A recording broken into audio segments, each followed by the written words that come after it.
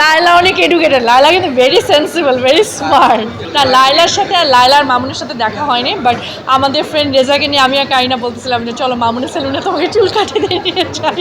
এটা না আসলে সত্যি কথা বলি, মানুষজন আমাকে মোস্তাক তিশাকে নিয়েও বলে। আমার মনে হয় যে এটা যার যার পার্সোনাল লাইফ। এখন আমি ধরেন 2 বছর আগে বিয়ে করছি, এখন এটা যদি মানুষজন বলে ও কেন সোশ্যাল মিডিয়াতে আনে না, আমি তখন বলি যে এটা ভাই আমার পার্সোনাল জিনিস।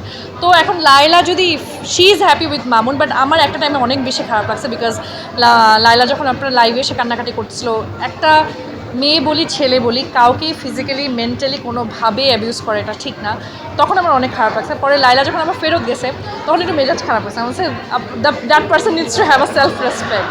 সো এইটাই আর কি। আমার মনে হয় ওরা পার্সোনাল লাইফটা শো করে they earned a lot of money.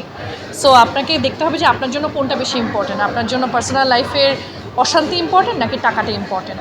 So এই আমার মনে হয় প্রত্যেকটা জিনিস একটু ব্যালেন্স রাখা ভালো, পার্সোনাল লাইফ আনা ভালো, বাট মাঝে মধ্যে টু পার্সোনাল জিনিস না প্রেজেন্ট করাটাই বেটার। লাইক অনেকে দেখা যায় না, হাজব্যান্ডের সাথে ঝগড়া হলো বা ওয়াইফের সাথে প্রবলেম হলো, ঠাস করে একটা স্টেটাস দিয়ে দেয় হাজব্যান্ডকে নিয়ে বা ওয়াইফকে নিয়ে, পরে গিয়ে আবার ওই স্টেটাস ডিলিট করে। আমার মানে কিছু জিনিস নিজের মধ্যে রাখা ভালো।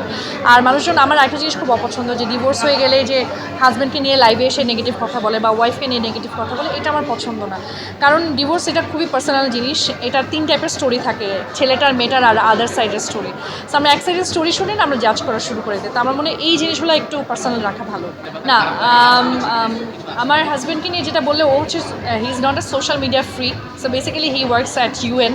সো ওর কাজে হচ্ছে রিসার্চ করা, এই করা। তো ওর সাথে আমার মোস্ট অফ দ্য টাইম কথা হয় যে কোথায় যুদ্ধ হচ্ছে, কোথায় কী হচ্ছে। So we talk about different things. তা আমি যে ওকে সোশ্যাল মিডিয়ায় একটা গসিপ বলবো, তো চিনেই না কাউকে, আমি গসিপ কাকে, তো আমি গসিপটা কারিনাকে ফোন দিয়ে বলি। সো এটা একটুখানি প্রবলেম আছে বিকজ ওই মানুষটা আসলে কাউকেই চিনে না খুব একটা, আবার ও যাদেরকে চিনে তাদেরকে আমি চিনি না। সো এখানে একটু বিল বন্ধনের অসামঞ্জস্য। আর হচ্ছে কি, আপনার আশপাশে মানুষ অনেক কথা বলে, এখন এটা ওই মানুষটা কীভাবে অ্যাবজর্ভ করবে এটা খুব ইম্পর্টেন্ট। বাট আপনার ওয়াইফ যদি সোশ্যাল মিডিয়া পার্সন হয়ে থাকে, আমি এমন না যে নতুন নতুন, আমি কিন্তু বিয়ের আগের থেকে। সো আমার মনে হয় my husband has to have a very strong back, যে না, I protect her because I know her, ও এমনই এবং আমি ওকে এমন দেখেই পছন্দ করছি। আমার মনে হয় আপনি আমার ভিডিও দেখলে বুঝবেন যে আমার মনে হয় আমার হাজব্যান্ডের থেকেও সবচেয়ে বেশি সাপোর্টিভ হচ্ছে আমার শাশুড়ি, because she is the wonderful women. আমার শাশুড়ি আমাকে একটা জিনিস বুঝাই গেছে আমার লাইফে, যে how to be the best mother in law ever. Because আমি এটা ক্যামেরার জন্য না, আমি এটা অফ ক্যামেরাতেও বলি, আল্লাহ না করুক আমার যদি কখনো বিয়ে নাও থাকে, আমার এই মানুষের সাথে সারা জীবন সম্পর্ক থাকবে, because she taught me a lot of thing. আমার মনে হয় মেনটেন করতে গেলে সবার আগে এডুকেশনটা কমপ্লিট করে আসা ভালো। সেকেন্ড জিনিসটা হচ্ছে mentally you have to be very strong. আপনি আসবেন, গালি শুনবেন, তারপর 2 দিন পর ডিপ্রেসড হয়ে যাবেন। সো মেন্টালি অনেক স্ট্রং থাকতে হবে। থার্ড জিনিসটা হচ্ছে ধৈর্য। আপনি আজকে ভিডিও বানায় কালকে আপনি মামুন লায়লার মতো বানিয়ে নিতে পারবেন না, সো একটু ধৈর্য ধরতে হবে।